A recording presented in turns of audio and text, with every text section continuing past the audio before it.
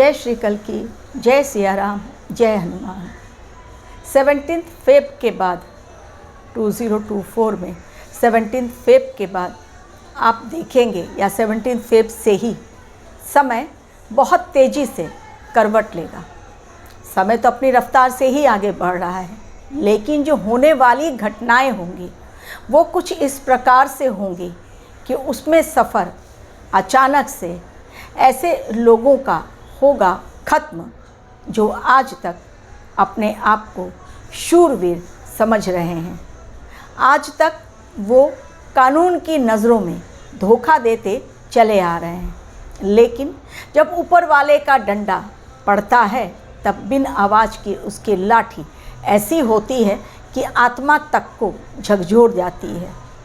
आने वाले समय में देख लिया जाएगा कि दुनिया में वास्तव में जो बातें, जो घटनाएं हो रही हैं वो किस प्रकार तेज़ी के साथ एक अलग रंग में बदल जाती हैं। ये तो आने वाला समय ही बताएगा।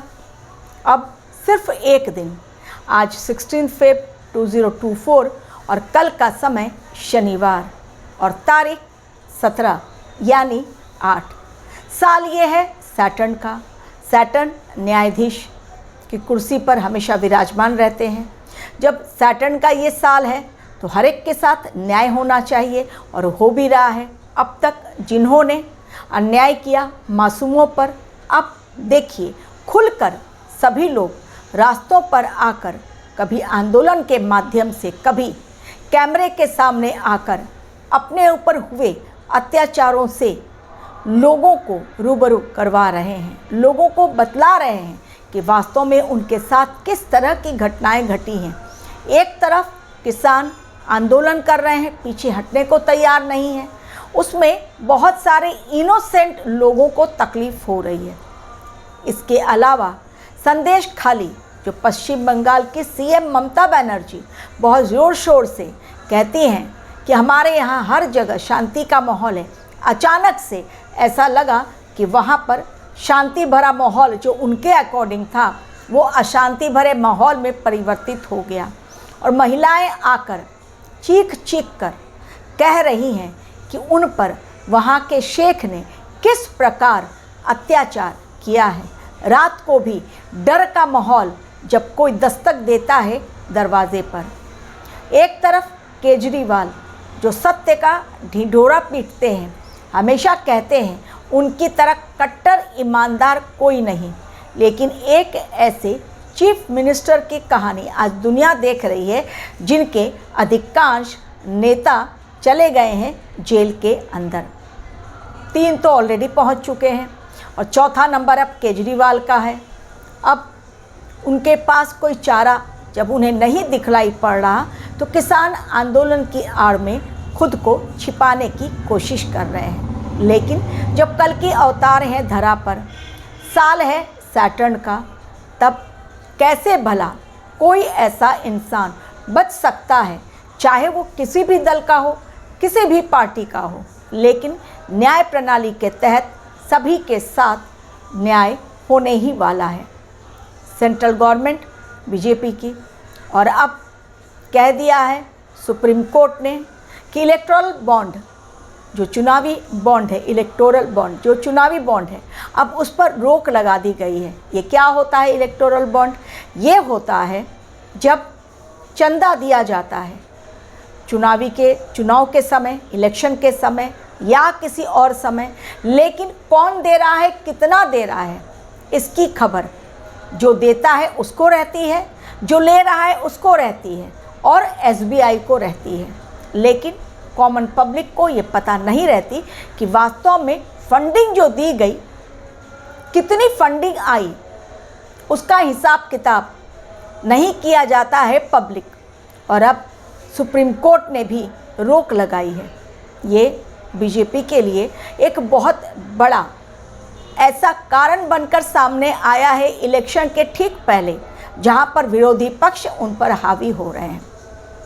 अगर फंडिंग ले रहे हैं तो बिल्कुल ही सबको पता चलना चाहिए कि फंड लिया तो कितना लिया और किस काम में यूज़ हुआ, क्योंकि आखिरकार जनता के वोट पर ही कोई भी पार्टी सरकार बनाती है तो अब चाहे सरकार हो या विरोधी पक्ष हो, लेकिन कोई भी ऐसा इंसान जिसने गलत किया है अब वो इंसान बच नहीं सकता, क्योंकि शनि भगवान का न्याय और कल की देव के सामने कोई भी ऐसा इंसान नहीं हो सकता जिन्होंने गलत किया और फिर वो बच जाए।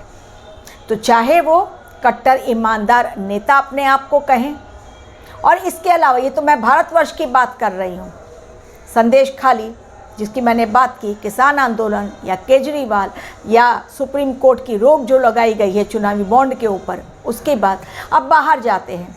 बाहर अमेरिका पूरी तरह से बर्फ़ की चादर में ढंक गया है, रास्तों पर निकलना मुश्किल है, इंटरनेट बंद है, भारतवर्ष में भी बाहर भी, क्योंकि जब इंसान बाहर निकल ही नहीं पाएगा, जब सब कुछ पूरा जीवन ही ठप पड़ा हुआ है, कहाँ से लोगों को इंटरनेट की सुविधा मुहैया कराई जाएगी। हमारे यहाँ तो चुनावी आंदोलन में इंटरनेट को स्टॉप कर दिया गया है ताकि और ज़ोर शोर से जो किसान करने वाले हैं आंदोलन, उसका और ज़ोर से प्रसारण ना किया जाए या लोगों तक अपनी बातें ना पहुंचाई जाए। इसलिए उनको रोकने के लिए इंटरनेट पर रोक लगाई गई है। भारत बंद का भी उन्होंने कॉल कर लिया है कि आज भारत बंद रहेगा, हालांकि उसका असर बहुत ज़्यादा दिखलाई नहीं पड़ रहा है।